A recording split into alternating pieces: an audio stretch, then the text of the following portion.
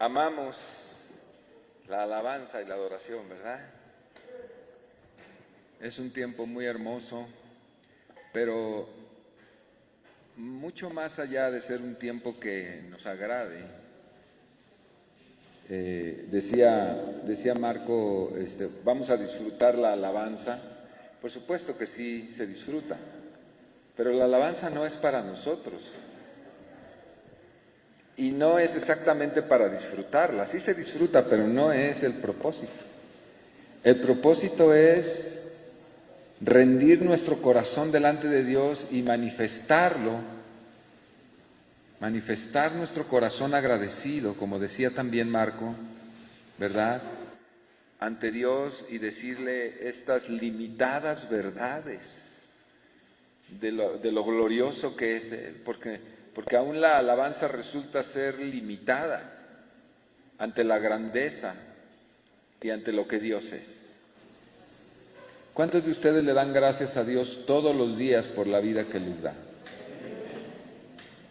Qué bueno que nos acordemos, al menos, ¿verdad?, de darle gracias a Dios por la vida que nos ha dado, por la vida nueva que nos dio, ¿sí? Conozco gente que lo único que quiere es ya despedirse de este mundo, créalo, que lo único que espera ya es el día que le toque, como dice vulgarmente la gente, porque no tiene propósito, no tiene propósito. Cuando un alma pierde el propósito de vida, es terrible. ¿Conoce alguna persona así usted? Que no tenga propósito, es decir, vive, ahí está. La piel y la carne y el esqueleto ahí están. Y un cerebro dando vueltas, ¿no? Ahí. Pero no hay un propósito. Vive por inercia. Yo he conocido gente así y esa vida es terriblemente triste, ¿sí? Entonces, nosotros hemos encontrado el propósito de la vida. Eso es lo que no entiende mucha gente que nos ve adorar a Dios, que nos ve sirviendo a Dios, que nos ve, no lo entiende. Que dice, ¿qué tanto hacen ahí? ¿Por qué van tanto y por qué les gusta tanto ir?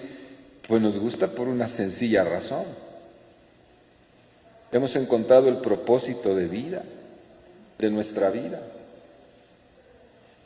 Por eso no menospreciamos el reunirse y venir a adorarlo, todo lo contrario, exaltamos en nuestra vida y en nuestro corazón el propósito de vida. La adoración y la alabanza no son cantos, no son canciones chidas o aburridas para otros, ¿no? No es eso. La adoración y la alabanza es la expresión de un pueblo que comprendió las profundidades de la mente de Dios, del corazón de Dios. Y en las profundidades de la mente y el corazón de Dios estamos nosotros. ¿Sí sabía eso? Eso lo revela la Escritura.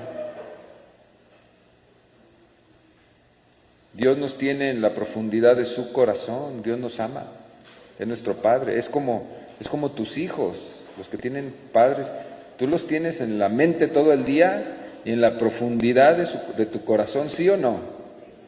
¿Sí o no? Ahí sí coincidimos, ¿no? Ahí sí, sí. Bueno, Dios es igual. Dios nos tiene todo el día en su mente y en la profundidad de su corazón y está preocupado por nosotros. Todo el tiempo. Y cuando uno entiende eso, cuando a uno le cae el 20, como dice, pues no es que te caiga el 20, es que que te lo revela el Espíritu de Dios. Esto se tiene que entender espiritualmente. Cuando uno entiende que así como nosotros nos dolemos por nuestros hijos, así como nosotros los amamos, los procuramos, todo el día estamos con ellos y si se van ya les estamos hablando y les caemos gordos. ¿Quién dice amén? Los chavos, ¿no? Amén. Bueno, Dios es así. Dios con nosotros es así, todo el tiempo está pensando en nuestras necesidades, en nuestro bien, y cuando uno termina comprendiendo esa verdad espiritual, esa realidad, no tiene más que venir a agradecer a Dios. No se le hace tedioso, ni se le hace aburrido, pero mientras no se entienda esa realidad, pues será una posibilidad ir a adorar a Dios. Será una posibilidad. ¿Vas a ir el domingo? Pues sí, a lo mejor. ¿Vas a ir a adorar? Sí, sí. Importantísimo. Vamos a orar. Vamos a la palabra. Me parezco a esos pastores de antes regañones, ¿verdad? Sí, a veces nos hacen falta, ¿no? Sí, a veces sí nos hacen falta esos pastores que nos traían a nalgadas. ¿Te acuerdas, güera, cuando éramos chavos?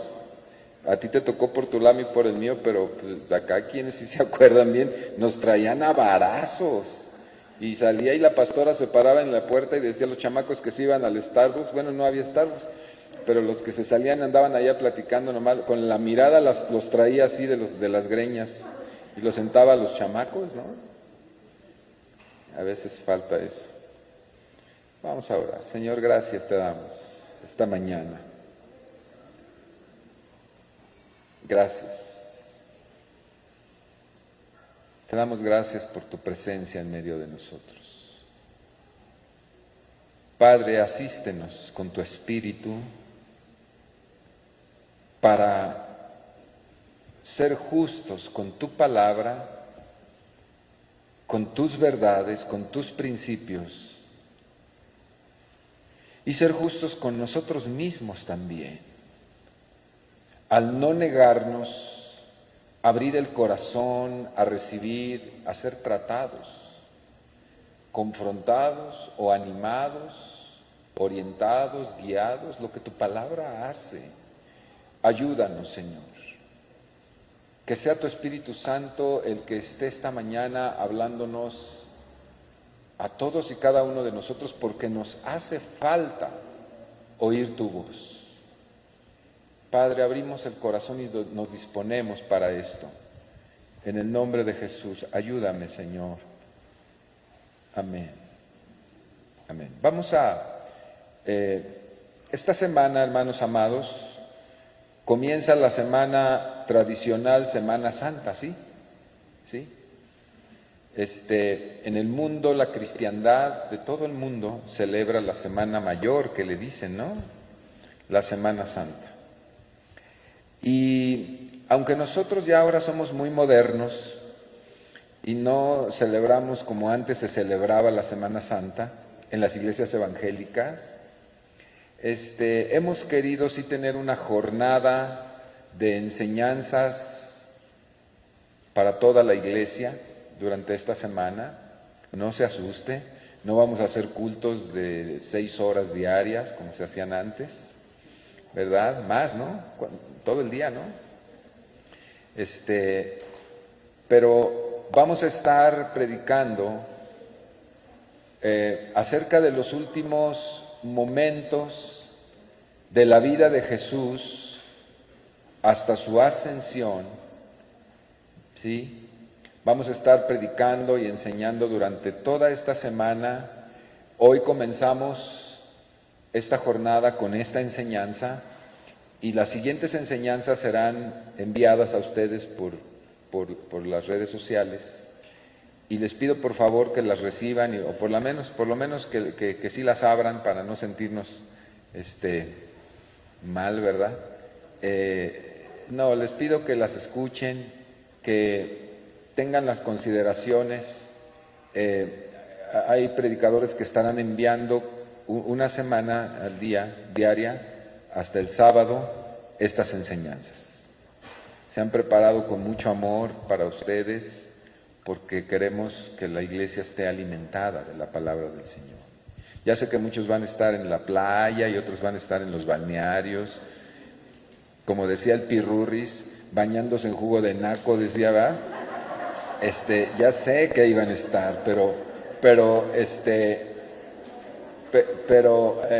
yo les pido que aparten un tiempo para considerar la palabra de Dios, ¿sí? Y el domingo cerraremos con otra enseñanza. Amén.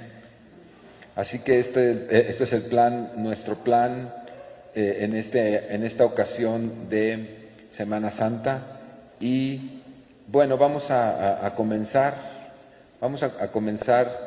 con un mensaje que yo he titulado El último viaje, ¿sí?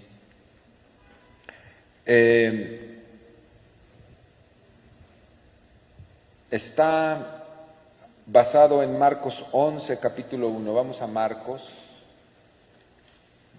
11, capítulo 1.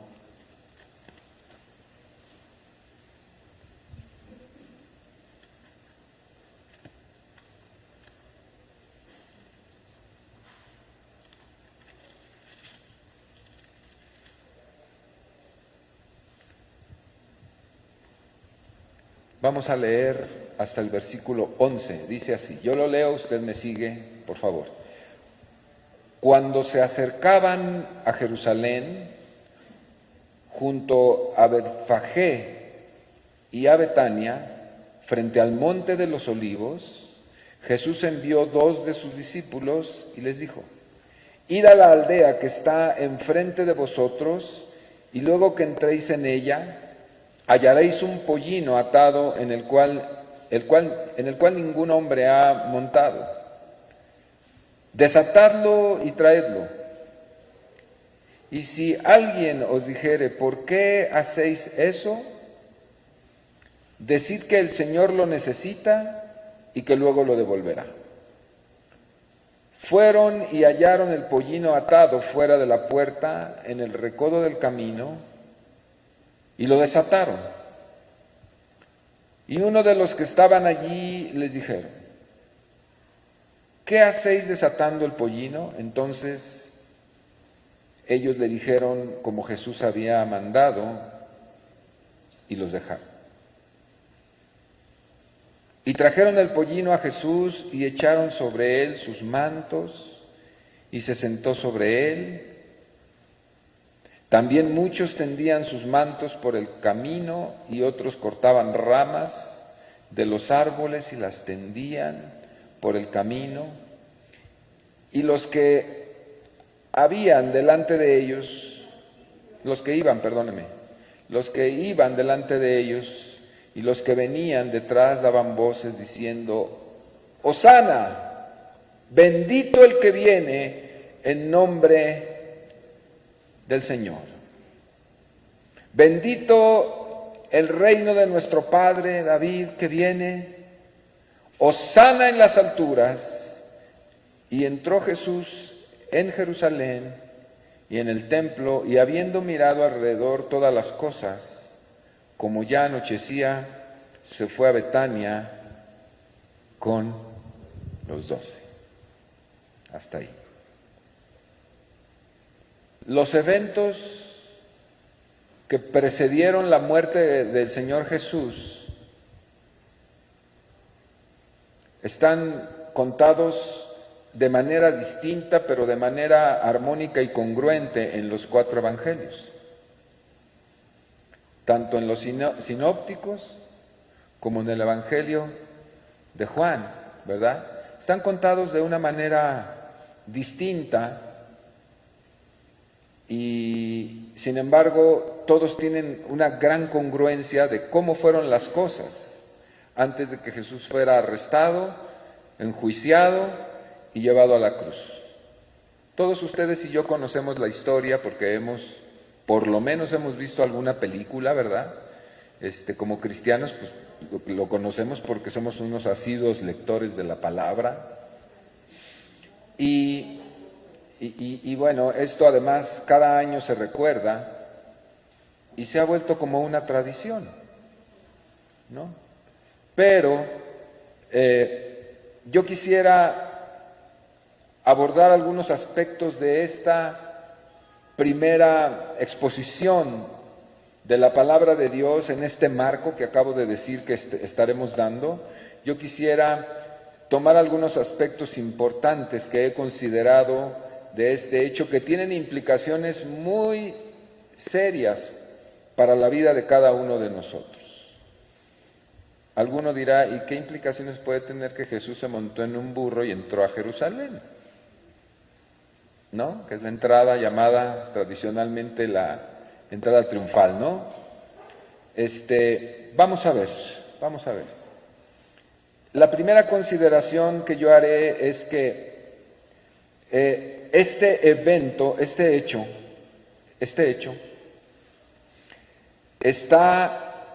había sido profetizado, es decir, el evento de que Jesús entró a la ciudad de Jerusalén, que era el centro de la capital de todo el reino de Israel, ¿verdad?, que era el centro además de la autoridad gubernamental religiosa, era la judería, la crema innata, ¿verdad?, de la sociedad judía. Es muy significativo. Y Jesús entra a la ciudad, ya lo había hecho en otras ocasiones, de maneras distintas, pero esta entrada es una entrada muy particular. Entonces, había sido profetizada por Zacarías allá en el capítulo 9 del libro de Zacarías, versículo 9, el profeta dice: alégrate mucho, hija de Sión. Cuando dice hija de Sión, está hablando de Jerusalén. Jerusalén, la hija de Sión, dice, y da voces de júbilo, hija de Jerusalén. He aquí, tu rey vendrá a ti, justo y salvador, humilde y cabalgando sobre un asno, sobre un pollino, hijo de asna. De tal manera que, pues ya toma otro sentido, otro matiz cuando nos damos cuenta de que este evento es un evento profético, es un asunto profético. Y como todo en la palabra de Dios es profético, así este evento. ¿Sí sabía usted que todo en la palabra de Dios es profético? ¿Sabe usted que nosotros hoy en este año 2022 somos proféticos? ¿Sabe usted que lo que estamos haciendo y viviendo en estos tiempos es queriendo o sin querer cumpliendo las profecías que se han dado en el pasado, cientos o miles de años atrás? ¿Sabía usted eso? ¿Sabía que usted es parte de una profecía?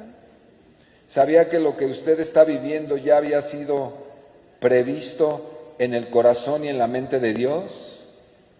Tan solo el pensar que Jesús un día se postró para orar y dentro de la oración previo a su muerte dijo a Dios: bendícelos y guárdalos a los que hayan de creer por la palabra de mis discípulos, que somos nosotros. Estaba orando por nosotros. Eso es profético. Y si le escarbamos, si lo desmenuzamos a la palabra, nos vamos a encontrar que cientos, quizás miles de cosas han sido profetizadas y las estamos viviendo. Así que el acontecimiento de la entrada a Jerusalén de Jesús montado en un asno fue un hecho profético. Jesús pudo haber entrado a Jerusalén en ese momento caminando, como todo mundo lo hacía. Pero Jesús cuidaba de cumplir las profecías. No es la primera vez que lo hacía. Jesús siempre cuidó de cumplir la profecía. Recuerden ustedes cuando estaba en el río Jordán, cuando fue y se bautizó. Y Juan le dice, Señor, ¿cómo te voy a bautizar yo? Juan Bautista le dice, ¿cómo te voy a bautizar yo? Si tú eres el que, pues aquí, el mero mero, ¿no? ¿Cómo? Y le dice, Juan, bautízame, tú bautízame, porque así conviene. Es decir, lo que está profetizado tiene que cumplirse. Es uno de los muchos pasajes que la Biblia habla acerca de lo que Jesús hacía, y Él siempre tenía cuidado de cumplir lo que se había profetizado acerca de Él. La muerte misma de Jesús, la forma en que murió, es decir, la manera en que fue tratado,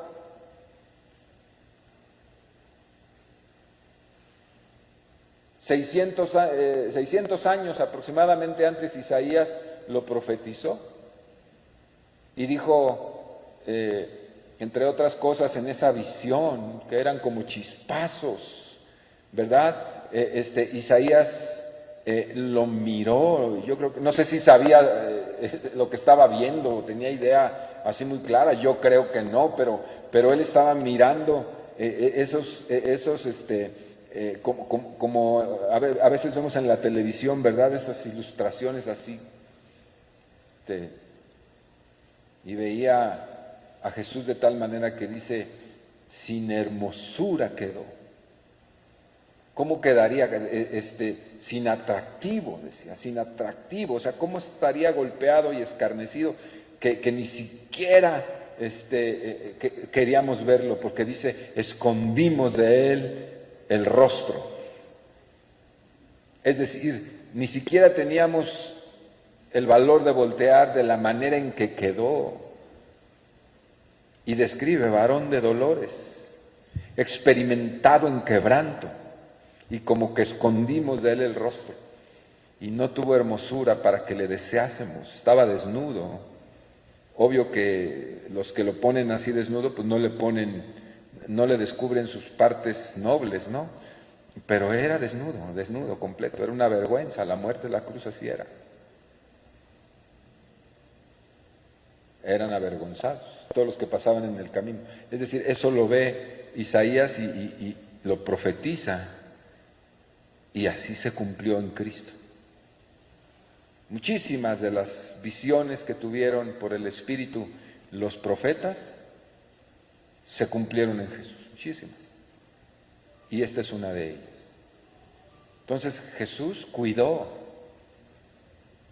de cumplir lo que Él mismo en su persona divina había dicho que sería en el futuro, porque Él era Dios también, ¿sí? Ahí estamos entonces, Jesús, y entonces en este contexto, ¿verdad? El contexto inmediato de la entrada, quiero hablar un poco de eso antes de agarrar aquí el evento. Pues fue el establecimiento o la presentación del establecimiento del reino de Dios en el mundo, en la tierra. Es decir, el trabajo previo que Jesús había hecho antes de este momento, ¿verdad? Que se encontraba en las afueras de Jerusalén, el trabajo de ahí para atrás había sido fundamentalmente la enseñanza del reino de Dios a la gente. ¿Qué hizo Jesús? ¿Cuál era el centro de sus clases, si queremos llamarles así, que era mucho más que eso, de su discurso? ¿Cuál era el centro del mensaje de Jesucristo? El reino de Dios, la presentación del reino de Dios. Es decir, Jesús baja e ilustra lo que el reino de Dios es, y lo pone en palabras y en imágenes más o menos comprensibles. Es decir, la erudición de Jesús era de tal altura que pues algunos le entendían, otros no le entendían, otros se preguntaban qué quiere decir con estas cosas. ¿Se acuerdan ustedes de todo eso?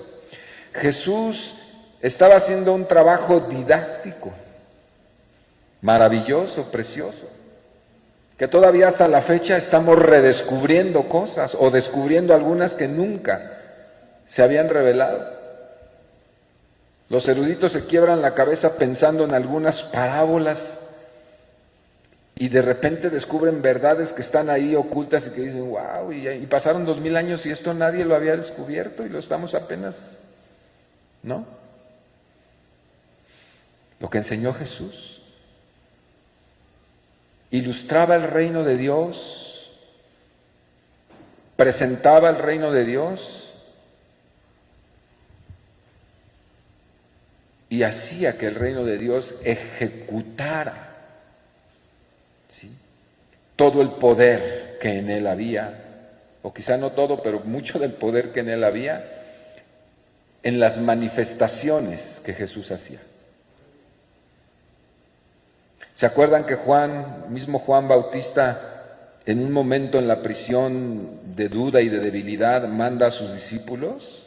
¿Se acuerdan de eso? Que les dice, oigan, muchachos, vengan, pregúntenle a Jesús si era Él el que teníamos que esperar o hay otro. ¿Se acuerdan de eso? Y entonces van los discípulos y le dicen a Jesús eso, Juan manda a preguntar si eres tú o hay que esperar a otro. Y Jesús les dice, vengan y vean. Díganle a Juan que los mudos hablan, que los cojos caminan, brincan y danzan, que los muertos resucitan, ¿sí? Y que por lo tanto el reino de los cielos está entre nosotros. Ahí está. Entonces, enseñó, ilustró y ejecutó el poder del reino de Dios en toda su enseñanza durante los años que estuvo predicando Jesús. Sí, vamos bien, ese es el contexto. Y entonces aquí parece que entra ya en un momento distinto, después de todo eso, de la presentación y la demostración del poder del reino en la tierra, ¿sí? Parece que este es un momento distinto en el que va a comenzar, porque con esto comienza la recta final de la vida de Jesús en la tierra, hasta terminar en el Calvario y después de eso, la resurrección. El último evento portentoso, donde se demostraba el poder de Dios en la persona de Cristo, fue la resurrección de Lázaro. Venía recién de la resurrección de Lázaro y de la locura de la gente que había sido testigo de ese evento impresionantemente grande, la resurrección de Lázaro. O sea, si usted lee con cuidado la Escritura, no crea que resucitó y lo que sigue y otras cosas. No, fue un escándalo nacional y regional y impresionante. De tal manera que los fariseos, que se desprestigiaban con esto porque se les caían el rating a ellos, ¿verdad? Y con eso perdían mucho, ellos no solamente a Jesús, sino procuraban matar a Lázaro. Sí ha leído eso, ¿verdad? Se lo traían entre ojos a Lázaro porque Lázaro representaba la obra de aquel hombre que les estaba quitando el lugar de credibilidad, el lugar que ellos mismos habían echado a perder y que entonces ahora se daban cuenta de esto y tenían que aniquilar rápidamente al autor de estos hechos y al sujeto de esos hechos, que era Lázaro. Así estaba el ambiente. Por eso es que en esta escritura, ahorita vamos a ver, y ya leímos, cómo es que decía que venía gente tras él y encontró gente enfrente de él. Lo seguían las multitudes que habían visto la resurrección de Lázaro. Y en Jerusalén se encontró mucha gente y ahorita vamos a ver qué es lo que pasó aquí, ¿no? Así que decíamos, se estaba cumpliendo la profecía, se estaba cumpliendo, y entonces Jesús, ocupándose de que esto sucediera, de que la profecía tal cual Zacarías había profetizado ahí en su libro, capítulo 9, ¿sí? Jesús manda, dice, manda en Betfagé, manda a sus discípulos por un asno. Y aquí dice, vayan a la aldea que está enfrente de aquí enfrente donde estamos, y tráiganme un pollino, desátenlo y tráiganlo. Y Jesús sabía que estaba ahí. ¿Cómo sabía? Pues porque él sabía, ¿no? Pues él sabía que estaba ahí y estaba ejecutando el don de conocimiento, ¿no? Y entonces ahí efectivamente fueron los discípulos y ahí estaba el burrito sabanero que ilumina mi sendero. Ay, si hay una canción así, ¿no? ¿Quién sabe dónde la sacaron? Y ni siquiera sé qué significa sabanero, si alguien de ustedes sabe. ¿Qué? De la sabana. ¿Quién sabe? ¿No? Pero bueno, ahí está el burrito. Pero no era este burrito, porque el de que habla era cuando él nació, ¿verdad? Este era otro. Bueno, pues ahí estaba el burrito atado. ¿Y sabe qué? Tenía una particularidad. Este asno, este pollino, jamás había sido montado. Eso es algo muy significativo, muy significativo. Y dice que los envía entonces, y efectivamente ellos lo hallaron, y dice que los que estaban ahí les preguntaron, ¿qué están haciendo? ¿A dónde llevan? El Señor lo necesita. Y el Señor les había dicho, díganles, si les preguntan, que lo necesito. Y después se los devolveré. Y ellos, sí, está bien. Si usted va ahorita a la unidad del Rosario, que está aquí cerquita, y se mete ahí y trata de abrir un coche, cuénteme usted qué le va a pasar. Dice, el Señor lo necesita. ¿Cuál Señor, no? Más o menos así estaba la cosa, ¿no? Pero claro, aquí había propósito divino y eterno. Y cuando hay propósito divino y eterno, ninguna puerta se cierra. Todas las puertas se abren. Esto es muy importante. No habrá obstáculos, jamás, para nadie y para nada. Cuando Dios habla y nos dice, ejecuta lo que yo te he dicho. Esté quien esté, sea de quien sea. Si el Señor lo dice, las cosas se harán fáciles, las puertas se abrirán y nadie las puede cerrar. Es muy importante eso. Muy importante. Claro, Dios tiene que hablar. Primero. No se aviente como el Borras, ¿no? Yo me aviento aquí de la quebrada junto al clavadista, ¿verdad? El clavadista entra al agua, usted entra a la roca, se mata. ¿No? Porque la palabra de Dios dice que a sus ángeles, ¿verdad? Mandará. No. Dios tiene que hablar en una palabra rema, en una palabra fresca del Espíritu y verdadera, no mentiras, ¿verdad? Gracias, Anita. No mentiras, no choros, ¿verdad? De gente que dice que Dios dijo. No. Cuando Dios habla verdaderamente, usted puede hacer cosas locas, absurdas, y las puertas se van a abrir. Esa es la verdadera profecía. Cuando Dios habla, lo más absurdo que usted pueda pensar que suceda, sucederá. ¿Se entiende el principio? ¿Sí? Si Dios no habló, olvídese.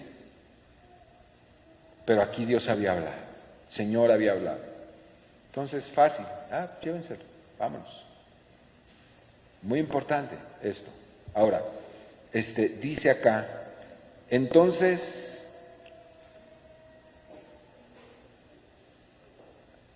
le trajeron el pollino a Jesús y echaron sobre él sus mantos y se sentó sobre él.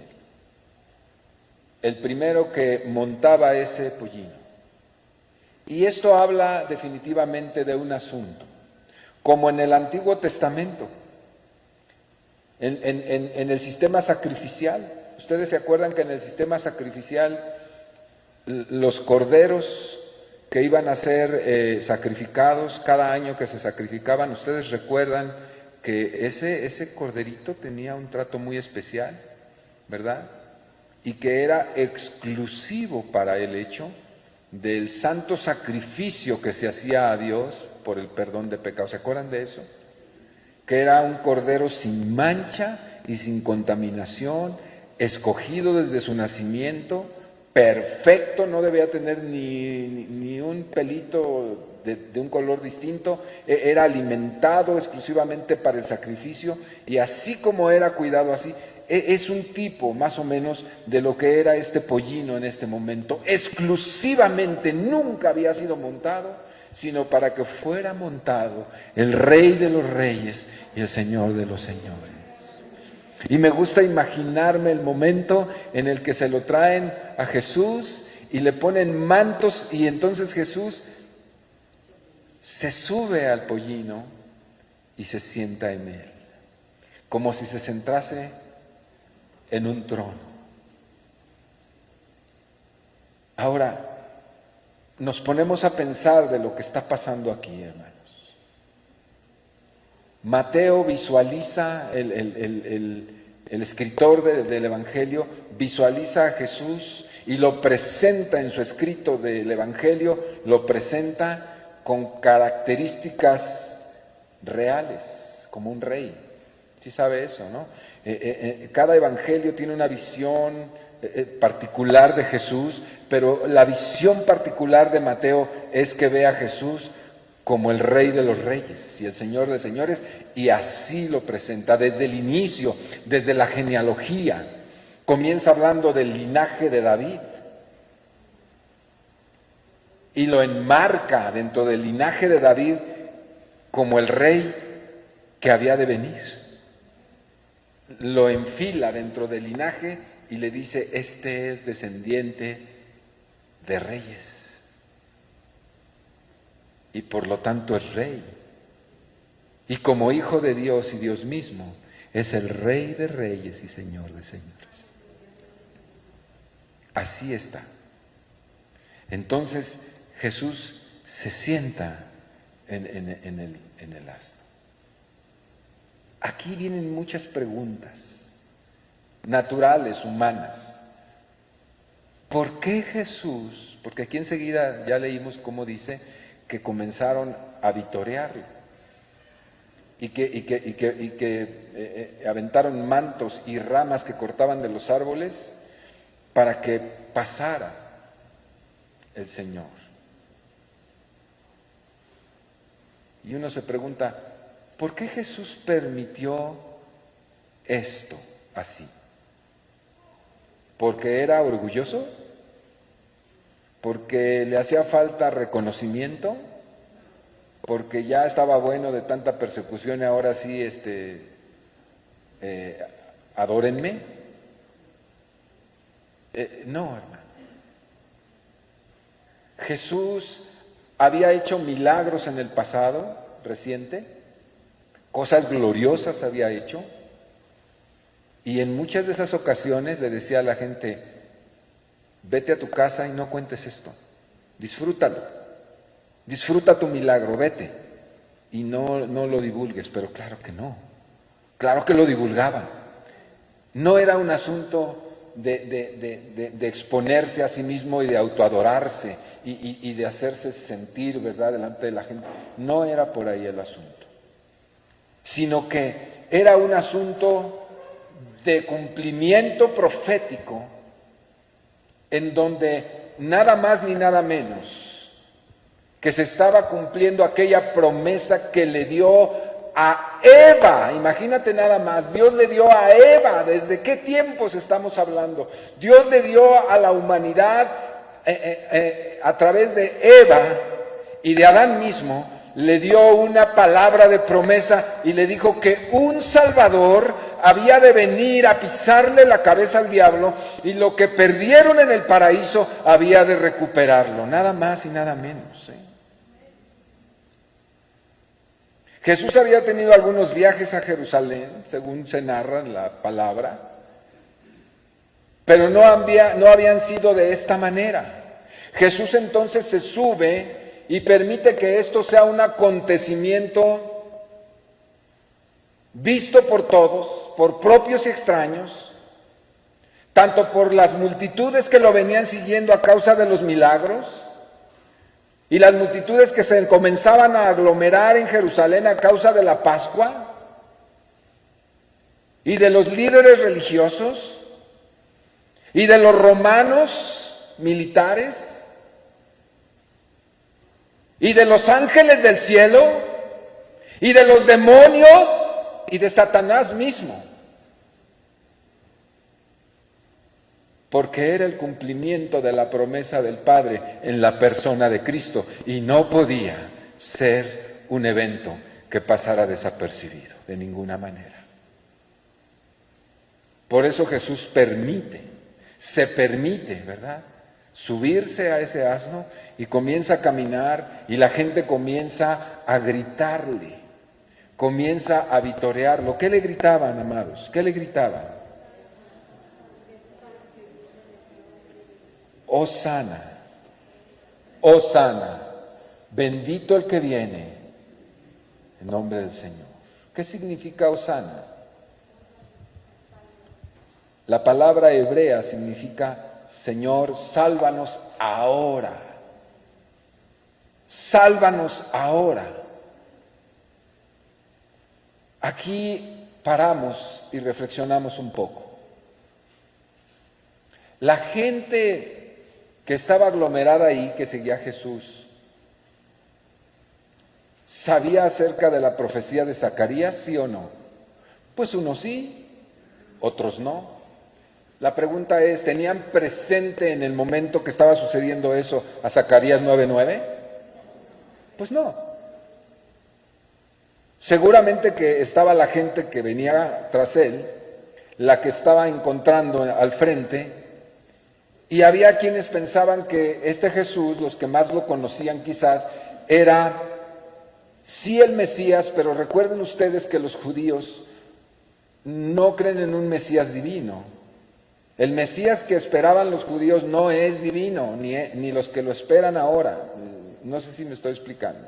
O sea, el Mesías judío que siguen esperando todavía hasta este momento, hasta este año 2022, los judíos, no es una divinidad, no es una deidad, es un hombre enviado por Dios, sí, es el enviado de Dios, pero es un ser humano,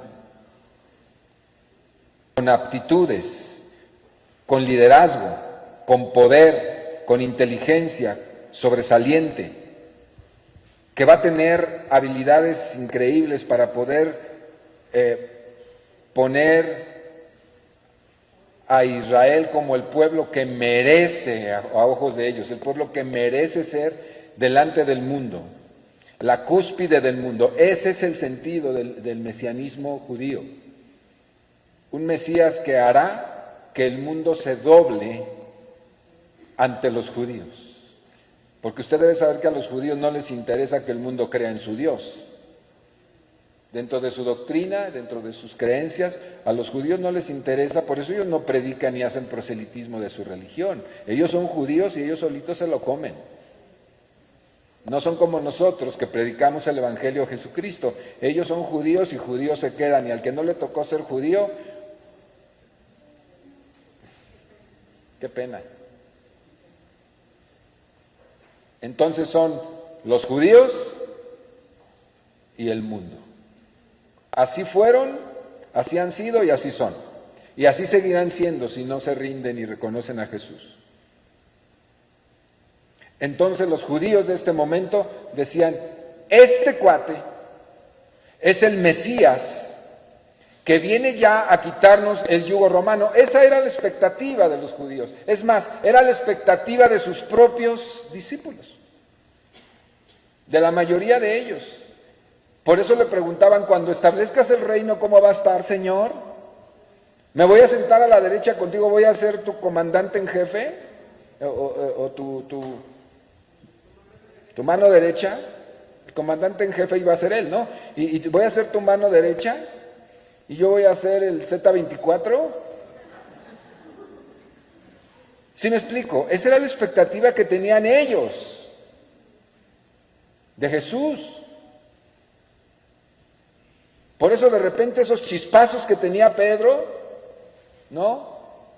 Esas que el Espíritu le quitaba igual que yo, ¿verdad? Y le revelaba lo que Jesús era cuando Jesús pregunta ¿quién dicen que soy yo? Y Pedro le dice, Señor, tú eres el Cristo, el Mesías, el enviado, y eres el Hijo del Dios viviente. Sí lo pudo ver en un momento de iluminación del Espíritu, lo pudo ver y dice, Pedro,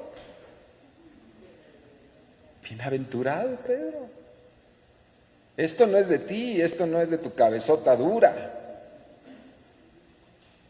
esto te lo reveló el Espíritu.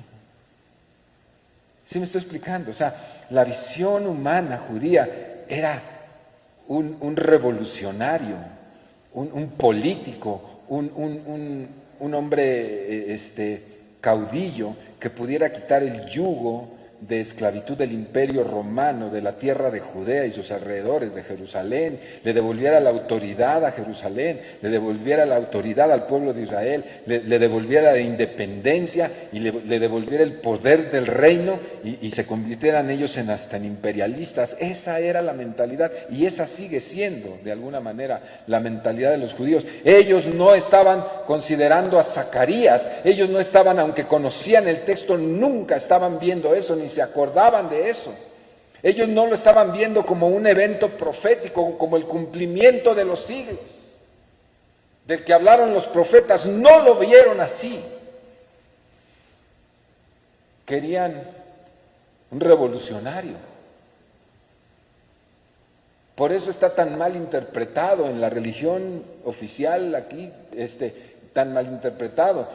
La gente cree y se nos enseñó absurdamente de que cuando Jesús venía todo el mundo lo reconocía como Dios y le aventaban sus palmitas y porque Él era Dios. Y no es cierto nada de eso. Jesús no estaba siendo reconocido como el Hijo del Dios viviente. ¿Qué era? Era un caudillo, posible liberador. ¿Por qué cree que se le unieron los celotes? No los que se comen. Celotes con Z, que era uno de los grupos revolucionarios y de movimientos insurrectos más activos y más efervescientes del momento en contra del Imperio Romano. Por eso se le unieron algunos de sus discípulos, habían sido celotes o lo eran. ¿Se está entendiendo de todo esto? Y ahí va Jesús. Y lo vitoreaban, algunos pensando en que los iba a liberar, otros pensando en los milagros que había hecho, sí, medio confundidos y diciendo, sí, pues quién sabe quién es, pero es bueno porque lo vimos cómo resucitó a Lázaro y cómo liberó a una mujer y cómo a un lunático y hemos visto tantas cosas. Y entonces toda esa turba de gente que estaba alrededor de Jesús lo reconocía, sabía que algo especial tenía, pero no lo reconocieron, casi nadie, como el Hijo del Dios viviente, como el Salvador del mundo. Cuando gritaban, Hosana, no era sálvanos del pecado y de la muerte, no era ese el sentido de esa palabra, no se confunda. Nosotros ya ahora lo cantamos y nosotros sí lo declaramos, Hosana al Rey, al Hijo de David. Cuando un cristiano redimido y entendido en las cosas de Dios canta eso, sabe y tiene valor lo que está cantando. Salvador, sálvanos ahora, en el sentido espiritual, pero ellos no lo estaban diciendo o pronunciando en ese sentido, lo pronunciaban, sácanos de esta esclavitud de los romanos, es lo que estaban diciendo. Ese era el sentido verdadero de ese Hosana. Sálvanos ahora. Sin embargo, hasta esa exclamación estuvo profetizada. En el Salmo 118, 25 dice: oh Jehová, sálvanos ahora, te ruego, oh Jehová, que nos hagas prosperar ahora. Bendito el que viene en el nombre de Jehová, desde la casa de Jehová os bendecimos. Ahí está.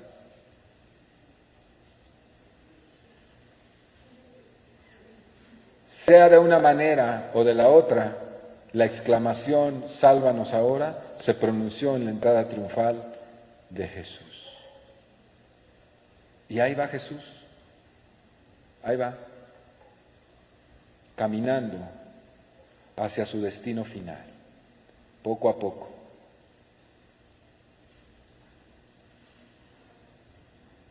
Luego dice que dice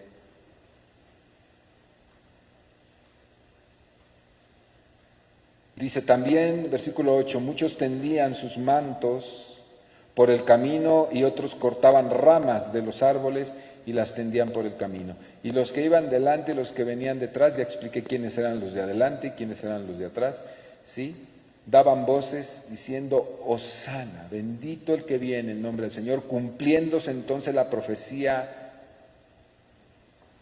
que estaba escrita en los Salmos. Bendito el reino de nuestro padre David que viene. Ahí está clarísimo. ¿Qué querían? Querían un rey poderoso que se pareciera a David o que fuera de la misma calidad de David para restablecer el reino perdido. Eso era lo que querían. Ahí está. Ahí está. ¿Sí? Bendito, versículo 9, el que viene en el nombre del Señor. Y el 10, bendito el reino de nuestro padre David, que viene. Pues la verdad le voy a decir algo, hermano. Si nosotros vemos nuestra nación como la vemos, sí la puede ver, ¿no?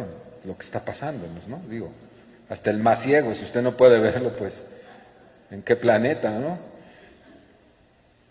¿No nos hace falta una liberadita de todo lo que nos pasa? ¿No nos hace falta que alguien venga y tome las riendas de esta nación y que haga lo correcto? ¿No nos hace falta eso?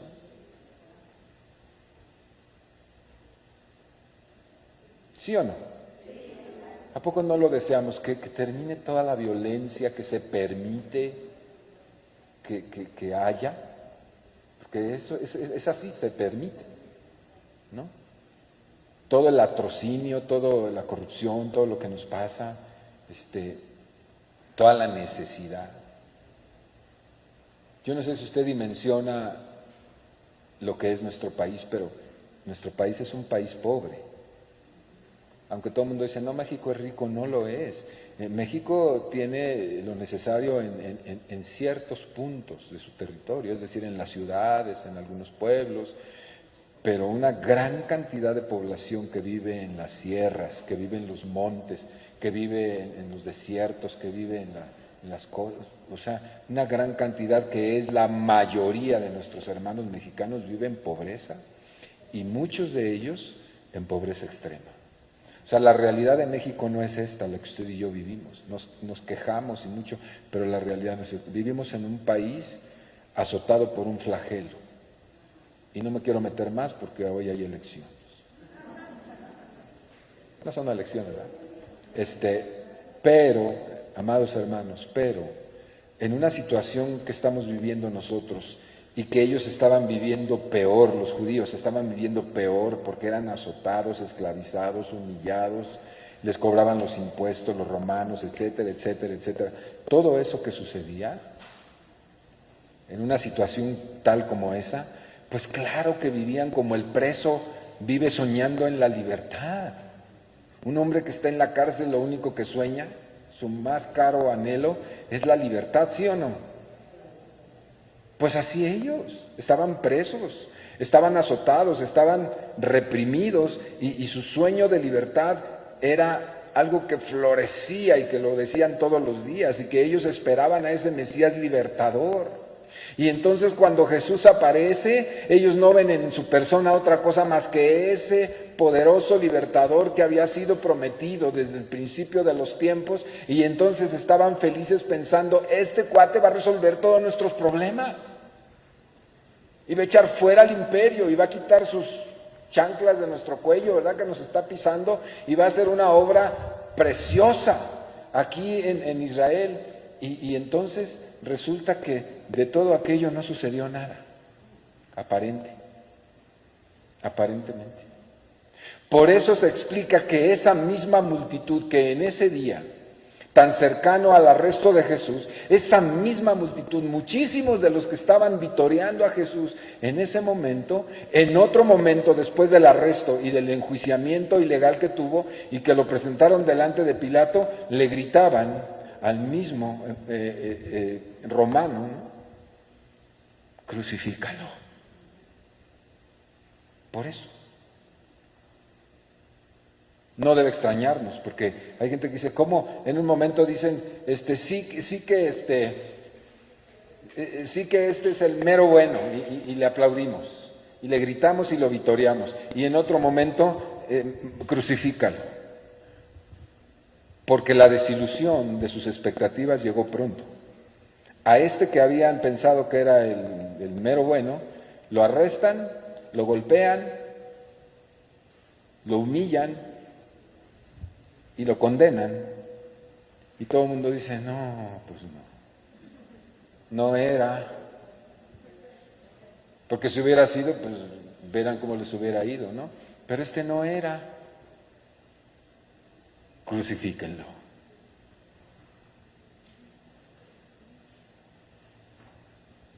¿Vamos bien? Bueno, pues es que así fueron las cosas. Y luego dice,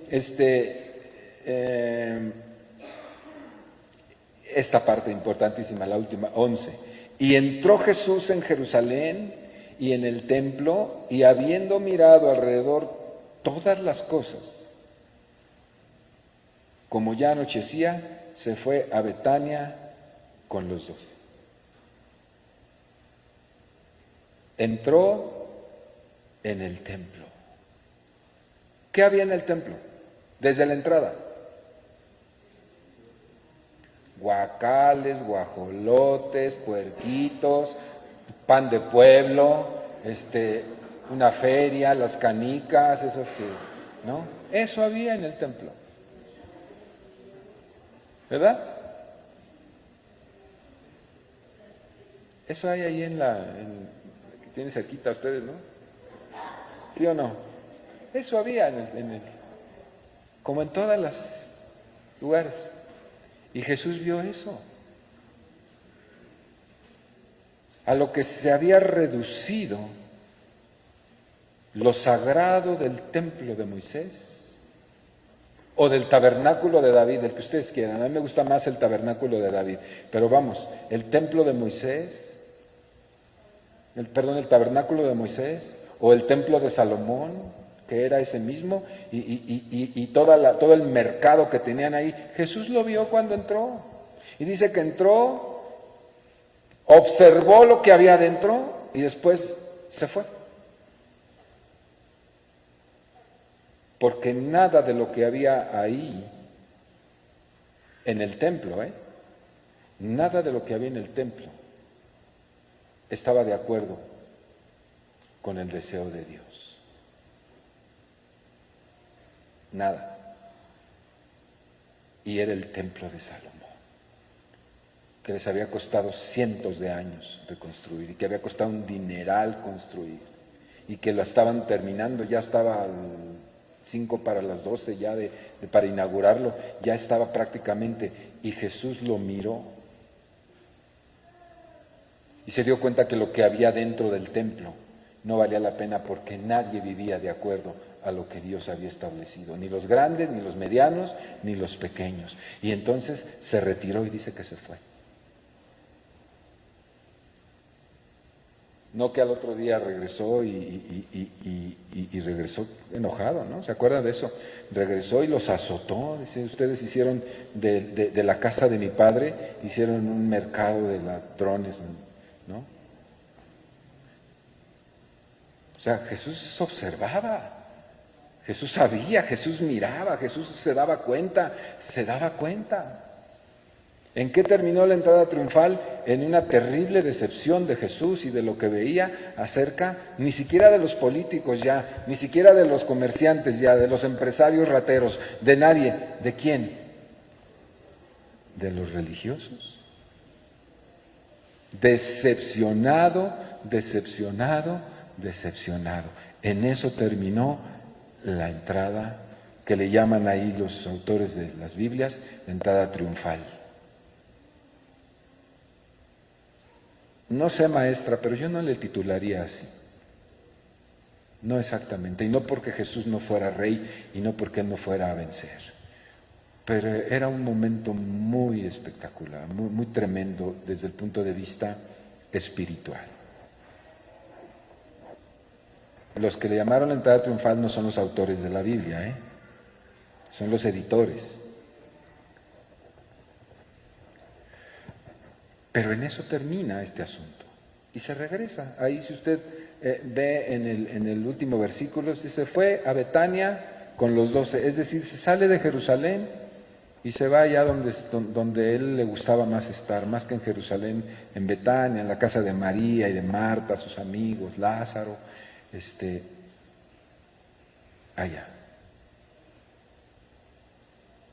En eso termina este evento. Y yo quiero hacernos una pregunta aquí en nuestra casa. Si hoy Jesús viniera montado en un pollino y lo amarrara allá afuera, y si Jesús entrara a esta casa como el templo, ¿se quedaría o se iría?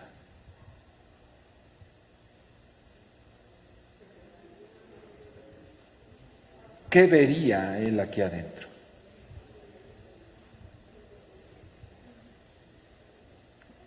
Es una buena pregunta para concluir, ¿no? ¿Qué vería? ¿Le gustaría lo que hay aquí adentro entre nosotros? Puede que sí. Mónica dice sí le gustaría.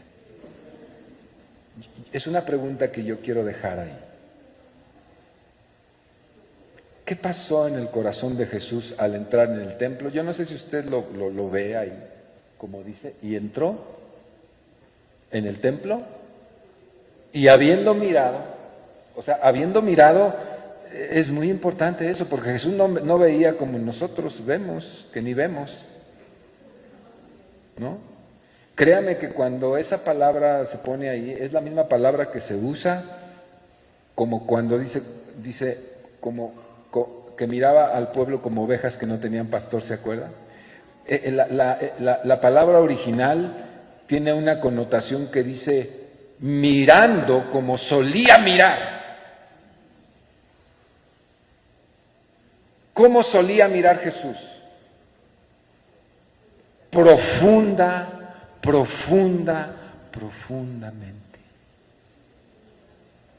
Su mirada no era una mirada superficial, llena de prejuicios. No era una mirada tonta y no era una mirada ignorante. Isaías mismo dice, el vástago que saldrá de la raíz de Isaí, hablando de Jesús, Isaí era el padre de David, dice, no juzgará con lo que miren sus ojos, sino con rectitud, ni con lo que vengan y le digan, sino con rectitud juzgará al pobre. Quiere decir que cuando él miraba profundamente, analíticamente, como miro a tantos. Como miró a Nicodemo que vino y le dijo, tú debes venir de Dios porque quién sabe qué, quién sabe qué. Y Jesús lo miraba. Yo quiero que usted piense en eso. Lo mira y aquel diciéndole, es que tú vienes de Dios porque lo que tú entiendes y echándole ahí y pues estaba diciendo la verdad porque era un entendido, pero Jesús le dice, tú necesitas nacer de nuevo. Jesús estaba mirando a la necesidad de ese hombre que le hablaba y que lo adulaba y que le decía, y le dice, cállate, tú necesitas nacer de nuevo. Así miraba Jesús. La samaritana le decía, ay, adoraremos aquí o adoraremos allá, porque ustedes los judíos dicen que así y nosotros que asá. Y Jesús le dice a su necesidad, ¿dónde está tu marido? ¿Sí me estoy explicando? Una mirada de esas, yo no sé si usted algún día ha mirado esa mirada, porque la mirada se mira, ¿no? No es un pleonasmo, tú me miras, yo te miro. Esa misma mirada que vio a un ladrón de Hacienda, no era Hacienda, un cobrador de impuestos, lo miró ahí avaro en la mesa de los dineros y de una pasadita nada más el Señor se detuvo y miró a Leví. Y Leví todo atolondrado, ganando dinero y robando como solía hacerlo siempre, y en una de esas volteaditas se cruza con la mirada del que mira poderosamente y quedó preso de ella. Dice que se levantó y aventó su Dios, la mesa del dinero, y se fue tras él. Aleluya. Así miraba Jesús. Y mirado alrededor todas las cosas. ¿Usted cree que nada más dijo, pues ahí hay un mueble con chanclas y acá unos libros y a ver cuántos hay? Pues como 30, a ver cuántos, ¿no? No, hermano. Miró lo que había en esencia. ¿Y sabe qué había en el templo? Nada. Vidas vacías. El templo estaba lleno, se lo puedo asegurar cuando Jesús entró. ¿Sabe qué vio? Nada. Engaño, fingimiento, hipocresía. Religiosidad.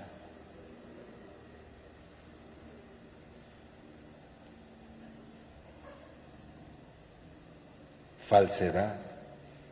Mucho trabajo haciendo cosas, pero no había nada. Nada. Nada que valiera la pena desde la perspectiva del reino. Nada.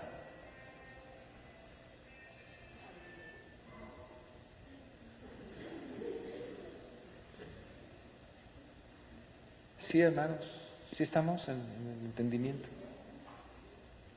Y uno cuando va leyendo, si lo lee católicamente, uno dice, ay, el Señor, el Rey entró, y el Rey maravilloso, y entró al templo, y ay, qué glorioso, y termina entró, miró, y mejor se fue. Y uno se quedaría así. Porque esperábamos que si entraba al templo, se estremeciera el cielo y la tierra juntos, porque el Dios de toda gracia, el Rey de los reyes, había entrado en el templo. No pasó absolutamente nada. Jesús miró, observó, discernió y mejor se fue.